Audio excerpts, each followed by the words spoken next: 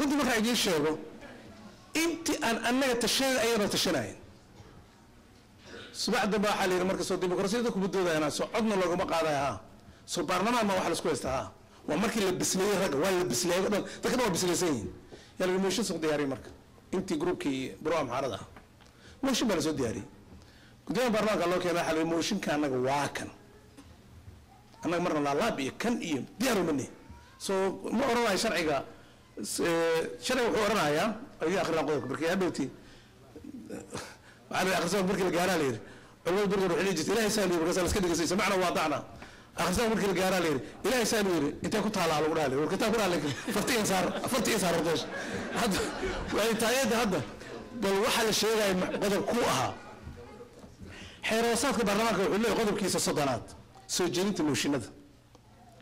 waxaa jiri kara soo jeedimo ama mooshinno golaha loo soo bandhigi karo kuwaasoo koox xildhibaano ahi keeni karaan ugu yaraan 20 xildhibaan waxay keeni kartaa mooshin sharciga waafaqsan xubnaha soo gudbin karana waa in aysan ka yaraanin 20 qof waa qodobka 3aad ee xeeroosaadka farqadiisa 1 iyo 2 subaxda waa la keenay mooshinkii saxiixan 27 soo saxiixan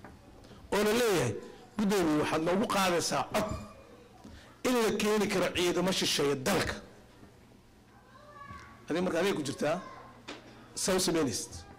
gudoomiyaha ma dhigi karo tan waa soo diiday kuraasaas kusoo dilinaya ma qaadaya ma dhigi karo markii waa sharci waa kala leexanay meela u wareejinay gudoomiyaha safar u dirnay waa soo noqday mooshiga hor yaalla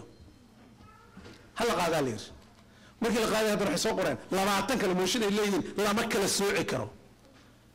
ciidan shisheeye ama safarahaada ama safdanbahaada dalka inuu ciidan shisheeye la keeno lama kala sooci karo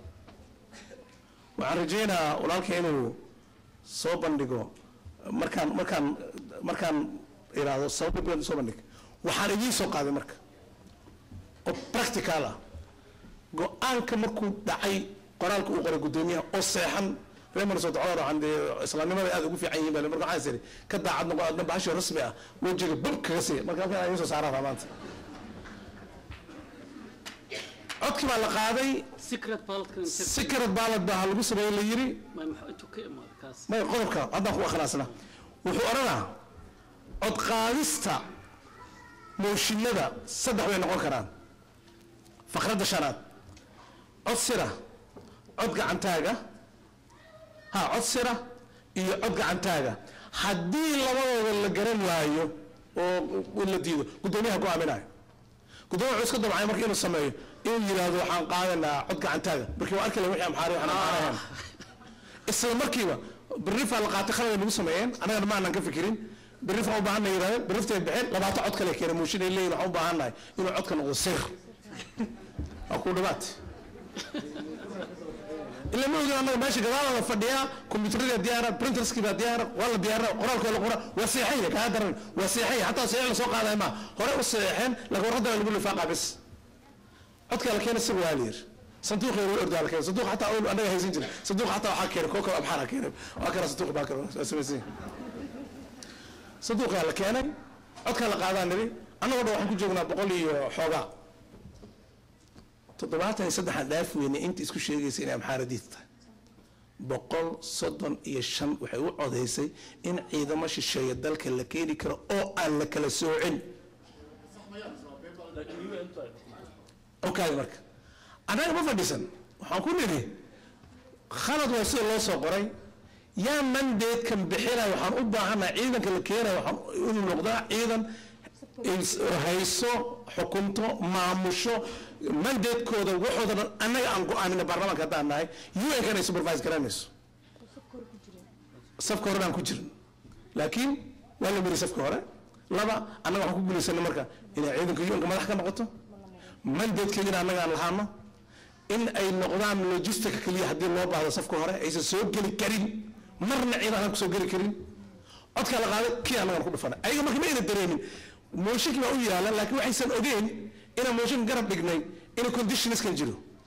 لما دي قدامه وصل أخري كان الحوار ولا خفيفين بركي وفهم على الموت sida Soomaalida waxa kala baxaa multi indel garad iyo xaliira indow garad ana marka indow garad kala raacsan multi xad sax loogu akhriyo xoorana waa boobsini baasha oo noo wada martay ayagoo guuleysteen anaga waxaan ku guuleysanay oo nooleena deeyrtay inay meel marayso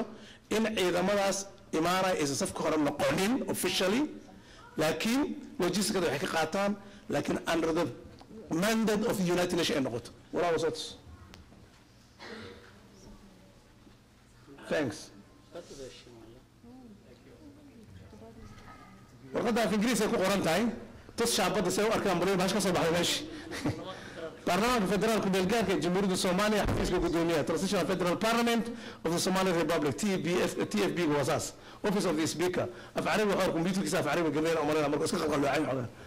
korqaad bis okay oo soo celi waxyar ka oo soo celi waxyar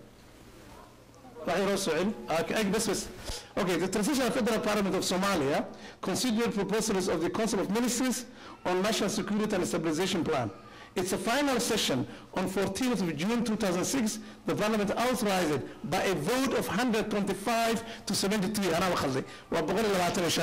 The deployment of an international peace support mission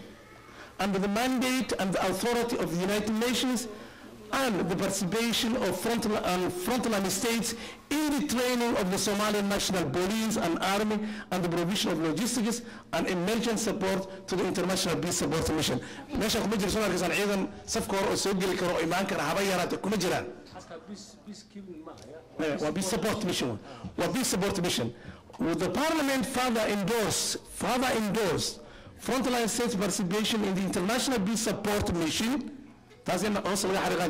International Peace Support Mission during the second phase of the deployment of the International Peace Support Mission in accordance with the 18 March 2005 decision of the IGAD Council of Ministers. kaasoo garanaysaana waa marka kuraas isku tumeynay maalinta kuraas isku tumeynay ku isku sheegay wasiirada arrimaha dibadda ee IGAD ee ku shirayaan intercontinental go-aankii gaareen baa kaas ahaa meesha waxay ku cadeynaa ilaahay hortiis in waajibaadkana saarnaa islaamiga ku gudanay in aysan amxaaro ku soo gelin sharci baarlamaan